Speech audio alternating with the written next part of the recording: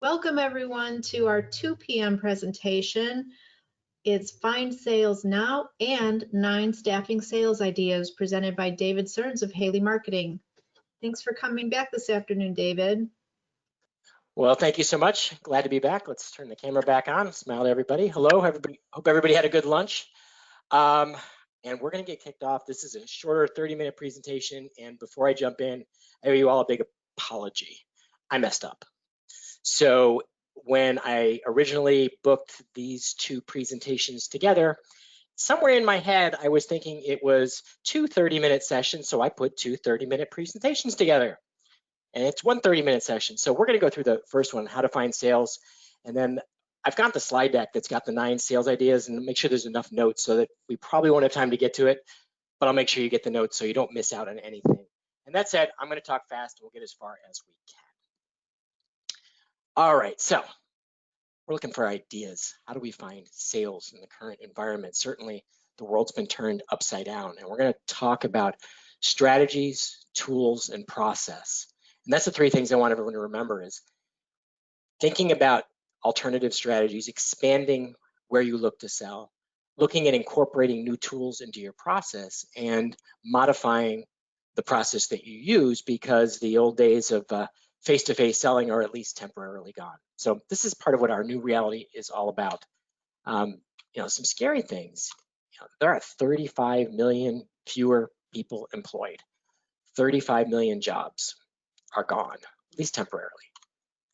But there are still jobs. Even at the height of the Great Recession, I think it was 24.7% unemployment in the United States. Well, that means 75.3% of Americans were still working. And today it's 14.57, somewhere around there. Basically 85% of people are still working. There's fewer temp jobs, there's fewer full-time jobs, but there are still jobs. And as an industry, our job is both to find the opportunities and to help create them as our states come back online. If anybody's ever read the book, Who Moved My Cheese by Spencer Johnson, it's a fun little read. It's a parable, and it's about 2 sets of mice that are in a maze trying to figure out where the cheese is. And they're used to every day I follow the same path. I get to the end and there's the cheese. One day they follow the path and there's no cheese, and they don't know what to do. So all of the mice take different strategies, and the book talks about those strategies. Some of the mice sit still. They're like, well, the cheese is always here. It's always been here. We're just early.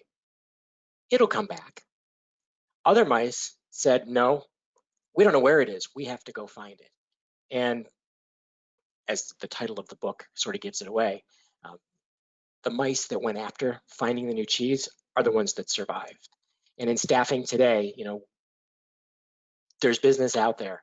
If it took you 10 prospects to get 1 appointment last month or in February, it might take 20, 30, or even 50 today. It's going to be a higher volume of activity. That's part of your process change. It's going to be looking at new places that you may never have looked before. And we'll talk about some of those industries in just a minute, but you have to have the mindset of, I'm not waiting till it comes back. I'm going to go find the opportunities that are out there, or I'm going to work with my clients to help create them. Your ideal client probably has changed. 2 months ago, you had the luxury of being picky about the kinds of clients you could serve because we had 3.5% unemployment. We had an abundance of job orders. And as a staffing company, I may not have been that picky, but I really did have the luxury of choosing whether or not I wanted to work with a client. Today, not every client's a good client, but almost any business is good business. And we sort of have to go back and revisit help our salespeople revisit, what's the definition of our ideal client? If it used to be a company in this industry, in this size, and this decision maker, what is it now? How has it grown? And again, we'll look at some ideas for this in just a minute to give you more thought of how to redefine or expand the definition of your ideal client.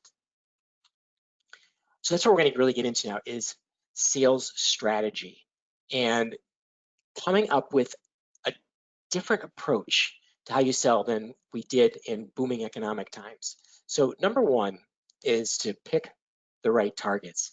So probably most of you for the last better part of 2 months have been picking essential industries. So what businesses were allowed to stay in business? over the course of March, April, and the first part of May. Now, as Illinois, Wisconsin, where I'm in New York, are coming back online, that's going to expand. But if you look at all those essential industries, and I'll put a bunch of them on screen here, it varies place to place, it varies state to state. Sometimes it's varying town to town. And even for the industries that are not deemed essential, some of them are coming back at different paces than others. But in the essential industries, you want to look at not just what industries are essential, but what's the supply chain in that industry. So if we've got supermarket and grocery as an essential industry, what's the supply chain? Who are the distribution centers? Where are they located? What manufacturers supply those distribution centers? What are located in the state? Who's producing what? This is a lot higher level of depth than a staffing company might normally think of going into, but you really have to understand everything from the consumer back to the manufacturer in order to figure out who's likely to be hiring.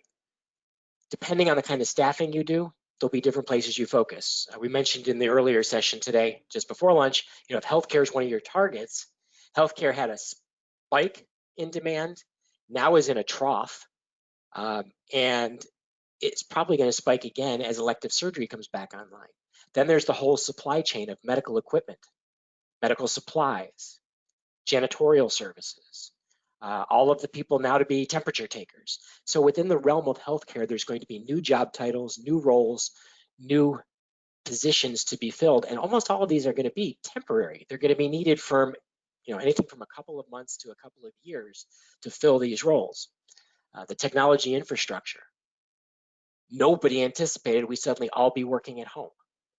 And now all of a sudden we're dependent on our local internet service provider. We're dependent on Zoom. Today, GoToWebinar. We're dependent on all of these tools and technologies that will drive demand for services. Some of that will be over the internet services, e-commerce. Some of that will be physical hardware we need. We need more laptops. We need more modems. We had the cable guy out to our house yesterday, and he said, you really need to install a mesh network in your house. And we said, what's that? He said, it will give you much better Wi-Fi consistently through the house since everybody's at home and your kids are working in different parts of the house and you want to be in your backyard working at the same time. The mesh network will do that without degradation like the current technology we're using. Thankfully, the cable guy showed up. I didn't know that. And now we're going to go buy hardware. So we're going to be buying it from somebody online. Somebody's going to be delivering it. And all of those businesses are going to need more people. And everything on the list here, there's examples of those supply chains and the kinds of needs they have. Last on the list is government. This is an interesting one to me. We had a client in New York City who did a lot of call center, contact center work, but it was all in the hospitality industry. He lost all of his temps week one of this pandemic. And he was sort of like, what am I going to do? And I guess for him, as sort of luck would have it, he had a contact in New Jersey in a government office and said, our unemployment office is overrun with calls. We can't find enough people to work in our contact center. And he was able to transition almost all of his customer service workers from the healthcare or from the hospitality industry to government temporary jobs in a matter of a couple of weeks. So we don't know exactly what businesses are hiring, but we want to be looking in these industries and then doing things like going to Indeed and looking for organizations or looking at Indeed's data on who's hiring. We want to be doing searches on LinkedIn to see what companies are hiring. In fact, we're going to take a look at some of that in just a second. You want to look at industries that have sudden demand, or as we're reopening, companies that are going to rebound sooner. Some will do better than others. It's going to be a rough time to be in the restaurant industry or probably a lot of the supply chain to restaurants for a long time because with social distancing, we're not going to be that close together. Restaurants aren't going to be at capacity. But again, looking at the businesses that had that sudden demand, grocery, alcohol, online delivery, e-commerce, banking, contact centers, accounting to help deal with, now we've got all these loans that need to be addressed. We've got all kinds of new government regulations. We were asking a question of our accountant about the PPP forgiveness, and he literally sent back a message this morning saying, I'm in a webinar trying to learn about this. We don't know. think about the fact that every small business in America suddenly has a loan they don't know how to deal with. So every bank, every accounting firm needs talent to help their clients.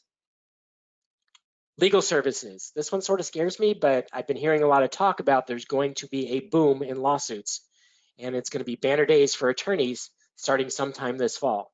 Well, that means contract attorneys, contract paralegals, legal support, all kinds of temporary staffing and full-time hiring needs going to be coming up.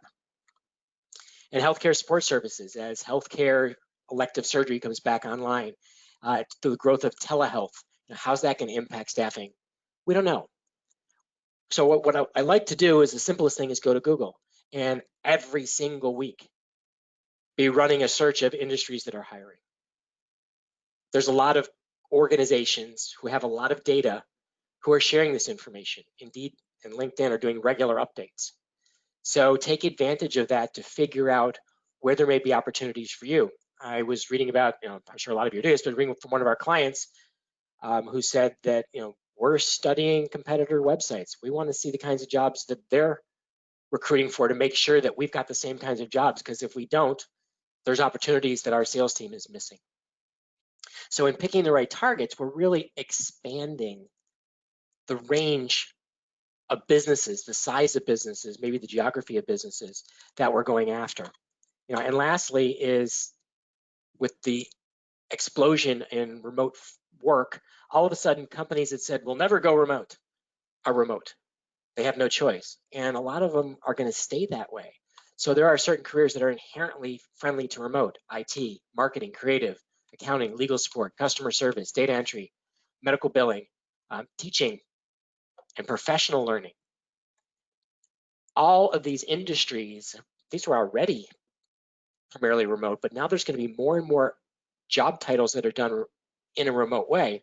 So for your salespeople, for your recruiters, it's going to expand how you can recruit. It's going to expand access to talent.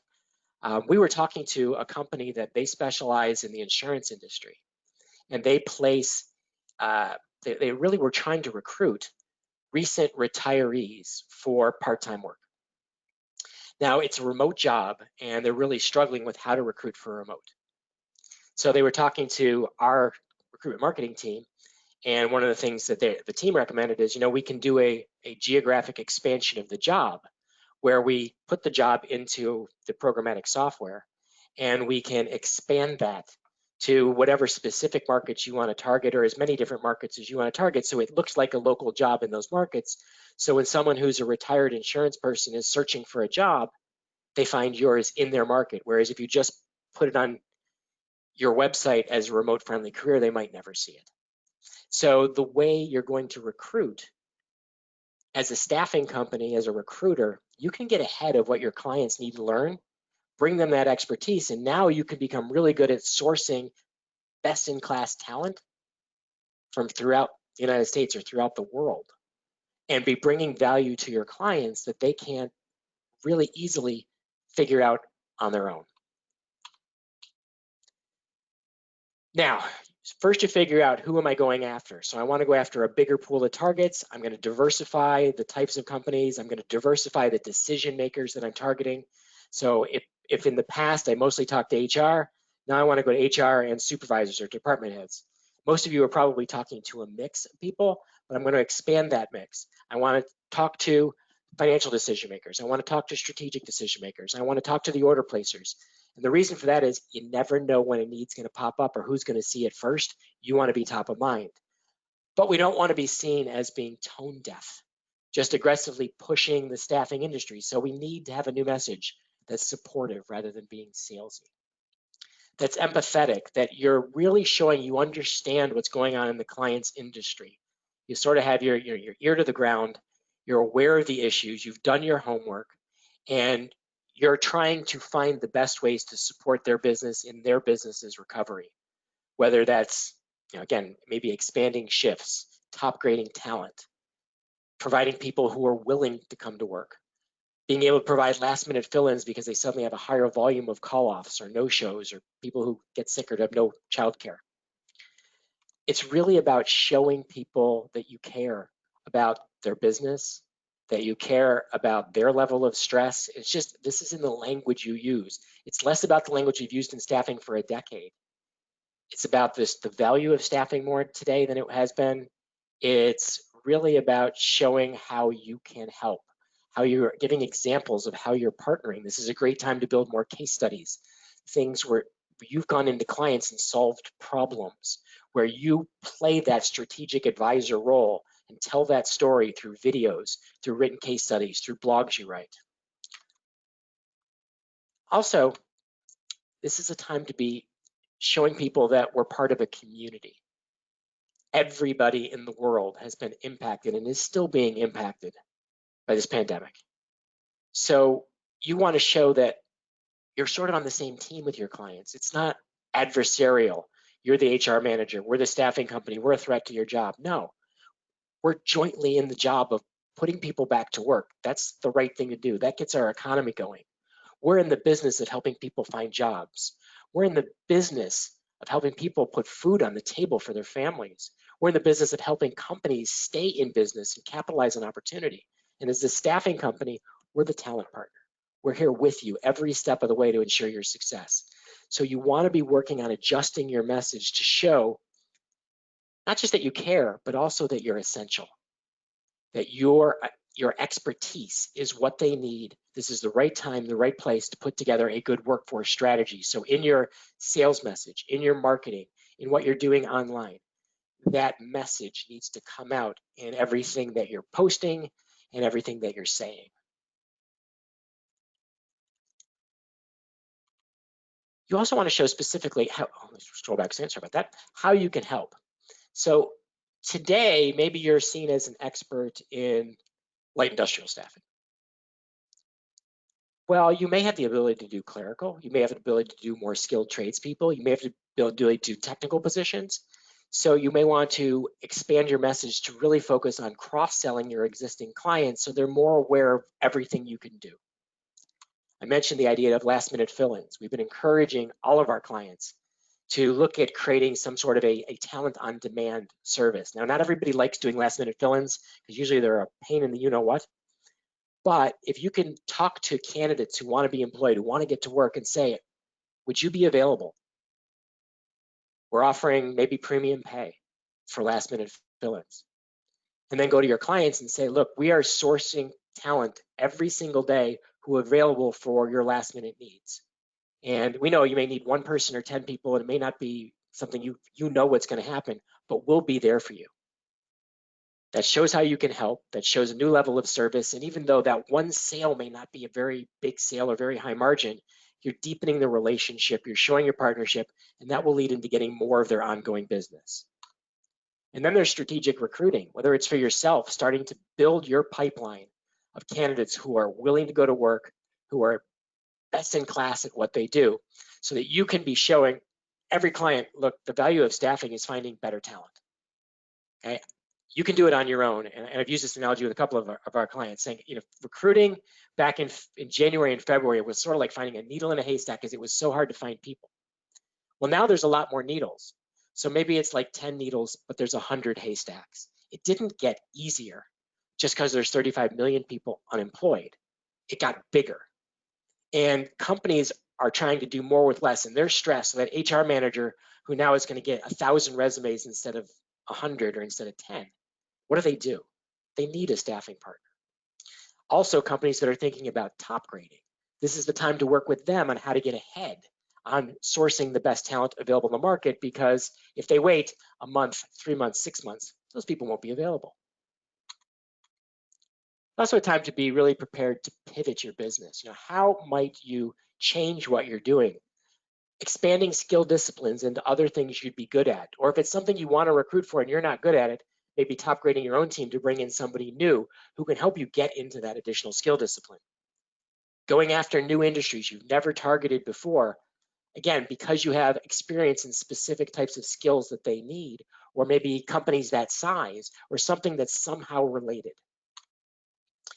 New geographic locations. This is a great time to look at following a client to other places they have facilities and helping them staff in new locations.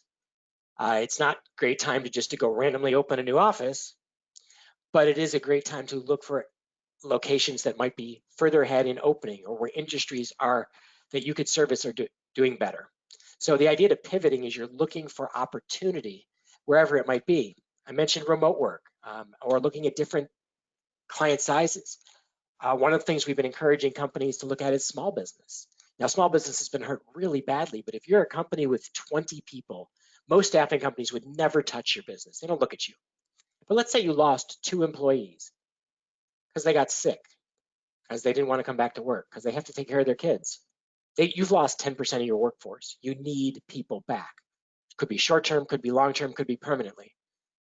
But looking at different target client sizes is another way that you might pivot your staffing or recruiting business. All right, we also have to look at new tools for digital selling. So, we know face-to-face selling, it's basically gone. So we need to look at better outbound or new outbound prospecting tools. Email, you all know. Phone, you all know. Texting you can use with established clients and prospects, because if you have a relationship with people and permission to text, it's the fastest channel of communication. You don't want to use it unsolicited. It's not legal to do that, but also it sets the wrong tone. Nobody wants to get an unsolicited text. But once you have a relationship, great way to communicate. LinkedIn, beyond just email, but thinking about re-scripting your connection requests, they've got to be better. And even more importantly, the follow-up you send after the person accepts your connection has to be really good to begin to create a dialogue. Better leveraging LinkedIn groups or Sales Navigator or LinkedIn Recruiter to create the right first message so people want to talk to you. Facebook, we can connect with people there. Everybody is spending 200% more time on Facebook because we're working from home, we're checking it more often. So whether you're connecting with people, building more professional relationships on Facebook, or you're using Messenger to communicate, it's another channel for reaching your target audience. Then video email, product that we've started using, one of our own, it's called Video Now. But the idea is, instead of just sending a plain email, putting video into your email as a way to get somebody's attention, to send a more personal message, to build some of that relationship building into your selling. And lastly, looking at marketing automation, creating sequences of communication based on how people are engaging with content on your website or with your emails. It can actually send out appropriate follow-ups or schedule calls for your sales team. Then there's inbound lead generation. We all want more business coming to us. Search engine optimization, doing more paid advertising on Google, Facebook, and LinkedIn, targeting the right people, targeting people visiting competitors. Using social media by being much more visible in places your clients and candidates hang out online. Doubling down on content, blogs, ebooks, webinars like this, and then creating landing pages people can go to get more information where you generate a sales lead out of the process. And looking at your website itself and the conversion path optimization. Are there calls to action throughout your site, really good ones, that give people value? Are there fly-ins that direct people to the right places? Are you thinking about almost a funnel from every place somebody enters your website, getting them somewhere they can take action? And if they don't take action, using visitor re-engagement, paid advertising to do what's called remarketing or retargeting, making your website follow them around the internet. We want to be using this combination of inbound and better tools and outbound to maximize your sales opportunities. All right, so for our last 7 minutes, let's put together what can go into your game plan for digital selling. So if anyone's ever seen Simon Sinek speak, one of his big things is defining your why, your reason for being. He says most businesses are really good at describing their what. Here's what we do. We recruit people. We fill needs for temporaries. That's the what. How do you do it? Well, here's our recruiting process. Here's what we go through to vet talent. That's our how. But the real value is the why. Why do you do what you do? Well, we help manufacturers to keep their machines running. That's why we do that. Why do we do this? We're keeping essential businesses staffed 24/7 to get goods to consumers. You want to define your why. And your why is going to be the most important reason an employer needs to work with you and only you right now. I can't answer that for everybody on today's webinar, and it's going to be different for everybody. But you want to brainstorm this with your team and say, for our ideal clients, the people we chose to target, why should they talk to us? Why is it so important to their organization to have a staffing partner like us? Why are we uniquely qualified? Now, I'll give you one from us. We've done this exercise. So our why is very simple: to create better marketing for the staffing industry. Our team's how is to relentlessly find ways to make marketing faster, more effective, and less expensive. And I don't share this as a sales pitch, but this was really hard to come up with. What do? We build websites, we create social content, we manage social, we do a lot of other marketing activities. That's our what. We got a lot of how and process, but the real why is about making things better for an industry. What's your why? So your game plan that you want to put together, define very clear goals. How much business do you need to replace? Is it 2 clients, 20 clients? Is it $100,000? Is it $10 million? How many placements is that? How many new clients do we need to bring in? How much weekly hours do we have to increase? And then what I like to encourage people to do is break those goals into buckets of opportunity. So maybe we'll go after small business and our goal is to bring in this many thousands of dollars or this many new clients. Maybe our goal is to go after essential employers and bring in this much revenue from essential employers. How about current clients? Well, maybe we can deepen relationship and increase our client share or our wallet share with existing clients to bring in a certain percentage of revenue from that. Maybe we can sell a service to top grade talent to get more direct hire. And the idea is by taking, if your goal was to bring in $1 million, and we'll bring in 100,000 from small businesses and 300,000 from essential businesses and 500,000 from current clients and deepening relationships and the balance being direct hire, by breaking it into those buckets, it becomes easier to achieve the big picture goal. And then you create your sales and marketing plan. So the sales and marketing game plan, you're gonna have to do more with less. Using marketing to help your salespeople be more productive, because you just can't go hire more salespeople. You need to make your marketing more efficient, your sales more efficient. You want to create leverage on your time. So your physical time is your most precious asset. How do you spend the most time possible talking to clients, talking to prospects? How do you ensure you're using marketing to keep yourself top of mind with every client and prospect through what you're doing in email marketing and social media, doing webinars, presentations like this?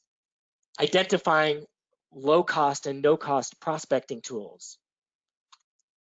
Changing the message in your organization, actually writing out, what's our message going to be to the audience? It's going to be about helping, not selling, but specifically, what are we going to do? And then lastly, an acronym called AIDA that you're going to use. AIDA is your key to digital selling. So it stands for attention. Step one, if we're going to be successful, we have to get people's attention. How are you going to break through all this digital clutter? Everybody's sending email. How will you make yours more compelling? How will you make better outreach on LinkedIn so it doesn't look like every other staffing company? What will you do to create sort of air cover with your social media, with your visibility, with your advertising, so that you get people's attention? And you have to think here, what's the message we're going to use? What's the format, the timing, and being persistent to get people's attention? It's a combination of all those things. Then the I, attention isn't enough. I have to create interest. And the best way to create interest is to identify problems people are having. So for your ideal clients, what's the biggest, most painful problem they're likely to be dealing with right now? And think beyond staffing. It's probably not a staffing problem. It may be a fear of their own job. It may be issues they're having in getting people to come to work or getting off of unemployment. It may be driving growth in their own business. It may be just, how do they safely open? What are their interests? You create desire in talking to you by showing how your services and your expertise makes you the best in the world at solving that problem. You use content, you use your sales presentations, you use your initial outreach to share ideas that generate that interest and at the same time position you by showing how you're best in the world. And the last part of the acronym is action. You drive action, which is to get the Zoom meeting schedule or maybe to provide the last minute talent, but you're ultimately driving people to talk to you, to work with you. This AIDA model is tried and true in marketing, but we can't get to action, which is where we want to be, without first breaking through the clutter, showing people the value we can add, the interest, showing them why we're different. All right, and that's the end of our half hour. I did promise this was 2 sessions in one. So 2 things. This is a trade show. So as I said, for those who were in the earlier presentation, don't miss stopping by our trade show booth. We have a booth, booth.haleymarketing.com, where you can get a lot of stuff that we've seen here today. Also, I will make sure that the second half of the presentation, which is part of this slide deck, I put it in right after the booth, which has 9 specific strategies for selling. That'll be in the deck, and we'll make sure everybody has access to that as well. All right, we did it right at 30. Any questions that have popped up? There is a question, David. It is, where is the link to the presentation on the site? I think maybe what we're being asked is how can they view the presentation later? We will be sending a link and other information to all attendees sometime next week. Yeah, and if you can't wait till next week, feel free to email me. It's my first initial, D as in David, last name Searns, it's S-E-A-R-N-S, at Haley Marketing, you can see it on screen for the spelling.com, and I'll be happy to send you the slides. Thank you so much, David. You squeezed a lot of information into 30 minutes.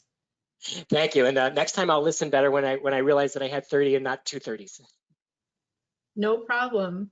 Please come back at 3 o'clock for Communication Systems Deep Dive with Jonathan Melton from Textimol. Thank you again, David. Thank you all so much. Have a great day.